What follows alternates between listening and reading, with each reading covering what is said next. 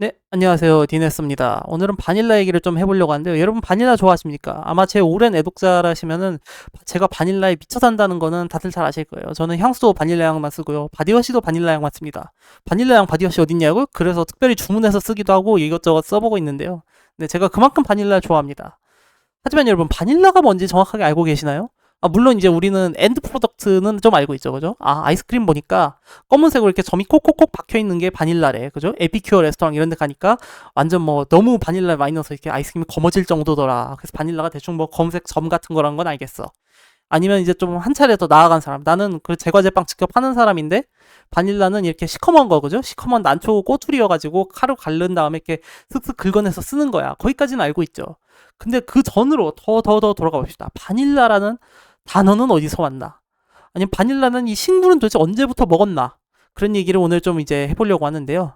먼저 바닐라의 기원입니다. 바닐라의 기원은 정확하게 멕시코를 이제 고향으로 하고 있어요. 멕시코 중에서도 여기 제가 점을 찍어놓은 이 파판틀라라는 특정 지역이 바닐라의 기원이라고 이제 멕시코 전역에 널리 알려져 있습니다. 참고로 여기 이제 표시가 돼 있는 거는 그죠? 레스토랑인데 혹시 어딘지 짐작이 가시는 분들은 아마 멕시코 요리에 대해서 관심이 있지 않을까. 그죠? 뭐 멕시코 시티에 있는 거는 하나는 아시겠죠? 그죠? 푸올. 근데 과연 여기 유카탄 반도 있는 데는 뭘까? 이거는 여러분의 호기심으로 남겨놓겠습니다. 네, 하여튼 이제 삼천포로 빠졌는데 이 파판틀라 섬에 있는 파판틀라 섬이랍니다. 파판틀라 지역에 있는 그 산이에요. 산 이게 산꼭대기 같은 지역인데 파판틀라에서 왜 바닐라가 탄생했느냐라고 하면 정확하게 먼저 발견이죠. 이 얘기에 대해서는 흥미로운 설화가 있습니다. 그래서 이 파판틀라 지역에서 이제 아즈텍어로 바닐라를 카시샤나스, 그죠? 발음이 어렵네요. 이 카시샤나스라고 불렀다는데 이 이야기 같은 경우는 이제 1200년대, 1300년대쯤으로 거슬러 올라갑니다. 그때 당시에 이제 파판틀라에 어떤 공주가 살고 있었는데요. 굉장히 아름다워서 그 도시 사람들이 모두 흠모에 맞지 않았다고 합니다. 하지만 이 공주는 이제 아버지가 정해준 그죠? 또 남편을 바라지 않고 어떤 남자와 눈이 맞게 되는데 그래서 둘이서 사랑의 도피를 하게 됩니다만 이제 실패합니다. 왜냐면은 이제 그런 신화 속에 나올 것 같은 다양한 역경들도 만나고 막 용암 속에서 괴물이 솟아오르고 이런 일들을 당했기 때문이죠. 그래서 결국 도피에 실패한 이제 그 두 남녀는 이제 불경한 죄로 처벌을 당하게 됩니다. 그 처벌이란 이제 굉장히 아즈텍적인 것으로 그죠? 심장을 제거당하고 이제 절벽에서 떨어뜨려서 그 시체도 이제 회수하지 않는 굉장히 잔인한 벌을 받게 되는데요. 근데 이제 두 사람이 떨어진 그 절벽 아래에서 언젠가부터 이제 자라지 않던 나무와 난초가 이렇게 자라나게 됐다고 합니다. 특이한 것은 이제 나무가 이렇게 일자로 굳건하게 자라면 난초가 그 나무를 감싸면서 이렇게 감아 올랐다는 것이죠.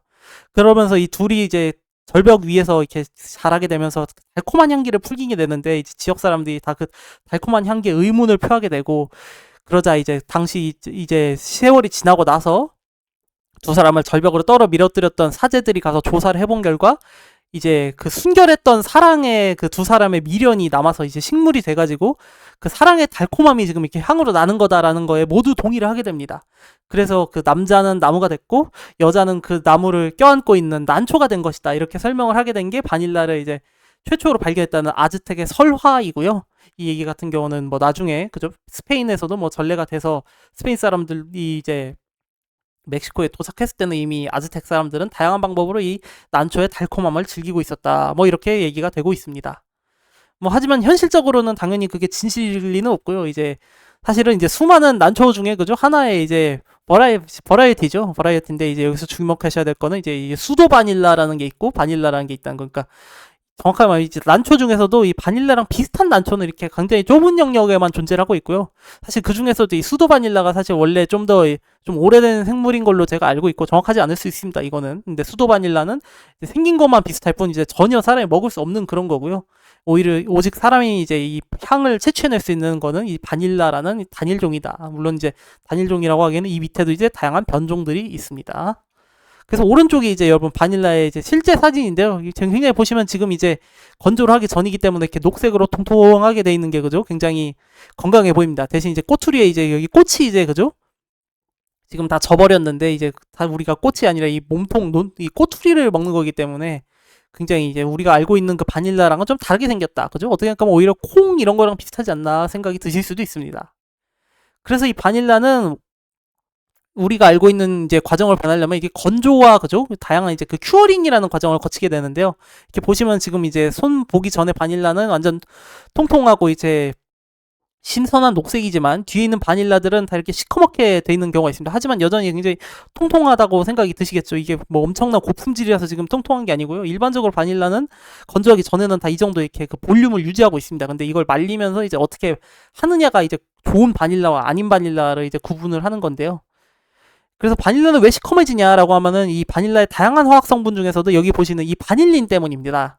바닐린이 우리가 흔히 알고 있는 그 바닐라 향, 그죠? 달콤함과 어떤 우유 같은 느낌과 그런 걸 이제 다 포함하고 있는 그런 성분인데요. 이 바닐린은 굉장히 산화가 잘 되는 성질이 있어요. 그래서 산화가 되게 되면, 그러니까 산소랑 공기랑 접촉을 하면 이제 시커멓게 변해버립니다. 그렇기 때문에 이제 바닐라도 이제 건조 과정에서 당연히 뭐 진공팩에 넣고 이제 건조를 하는 거 아니니까요. 뭐 진공 보관을 하긴 합니다만은 이제 가공 과정에서는 이제 지속적으로 이제 공기랑 노출을 하게 되면서, 그리고 이제 바닐린이 이제 점점 더 산화를 하게 되고 이렇게 시커먼 색으로 변한다. 뭐 이렇게 설명이 되고 있습니다. 뭐 그 위에도 사실 이게 유일한 그 요소라고 생각은 하지 않지만 일반적인 설명은 그래요.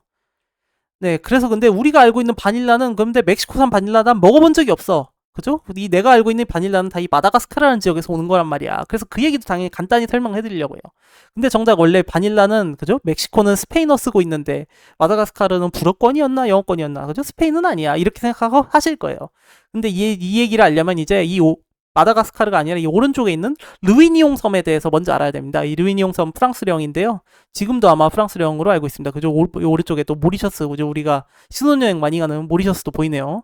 이 르위니옹 섬에 최초로 바닐라를 재배하게 된 게 아마 1811년인데요. 1811년에 이제 프랑스의 식물학자가 르위니옹 섬에서 바닐라를 이제 실험 재배를 해보게 됩니다. 왜냐면 이 바닐라가 이미 프랑스 왕정이나 이런 곳에서 굉장히 큰 인기를 얻고 있었기 때문이에요. 뭐 루이 14세, 15세 이런 사람들이 이미 뭐 몸에 향수를 뿌리고, 뭐 귀족들이 이제 그때 당시에는 이렇게 지금처럼 뭐 디저트로 먹는다 이런 거보다는 향수나 이제 약, 그죠? 뭐 그런 걸로 이제 더 좀 명성이 차자했다고 해요. 아무래도 그 달콤함이나 이런 게 뭐 좀 최음이 된다 뭐 이렇게 믿는 사람들도 있었고, 그래서 이제 프랑스에서 경제적인 목적으로 이제 이 루이니옹 섬에 심어서 이 재배를 성공하게 되는데, 이제 그때 당시만 해도 근데 이게 아주 큰 히트를 치진 못해요.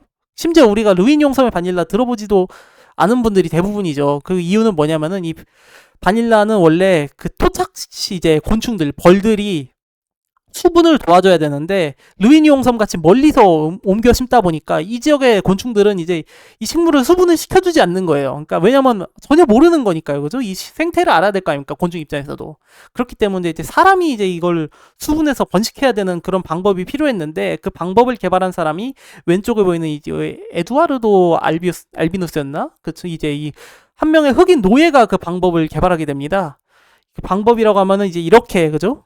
난초에서 이제 꽃가루를 긁어내서 사람이 이렇게 묻혀주는, 이 지금 보면 이렇게 대단하지 않은 것 같지만 그때 당시에는 굉장히 혁신적인 이 바닐라 수분 방법을 개발하게 되는데요. 이분이 이 방법을 개발한 덕분에 아까 보여드린 르위니옹 섬에서 바닐라가 이제 엄청난 양으로 재배를 성공하게 되고, 르위니옹 이제 바닐라가 프랑스 전역에 이제 명성을 떨치게 됩니다. 그러다 보니까 이제 어차피 바닐라를 번식시키는 방법은 알았잖아요. 그러니까 이제 땅이 넓고 재배하기 좋은 곳을 찾아서 이제 프랑스가 여기저기 자기 식민지 바닐라를 퍼뜨리게 되고요. 그게 지금 우리가 알고 있는 마다가스카 바닐라, 뭐 타히티 바닐라, 기타 등등의 이제 기원이 되고 있습니다. 그래서 이제 바닐라는 지역마다 이렇게 품종도 다양해지게 되고, 그죠? 향도 다양해지게 되고 이렇게 되는데요. 이제 이것까지 제가 다 설명을 드리면 영상이 너무 길어지니까 이제 이 바닐라의 품종, 그죠? 산지, 등급 이런 얘기는 이제 다음 영상에서 다뤄보도록 하고요. 이제 자세한 얘기는 제가 이제 대신 레퍼런스를 소개해드리겠습니다. 왼쪽 같은 경우 이제 바닐라라는 책이고요. 오른쪽은 이제 핸드북 오브 바닐라 사이언스 앤 테크놀로지, 이렇게 두 책에서 이제 내용 주로 참조를 했고, 나머지 이제 기타 연구를 해서 제가 이제 요약한 내용을 이제 간단하게 설명해드렸습니다. 그래서 혹시 더 자세히 알고 싶은 분들은 이 두 책을 한번 참조해 주시면 될 것 같고요. 아니면 이제 바닐라를 나는 먹는 게 중요하다, 그래서 맛있는 바닐라는 어떻게 얻는 건데, 그 얘기는 다음 영상에서 다뤄보도록 하겠습니다. 네, 지금까지 디네서였습니다. 감사합니다.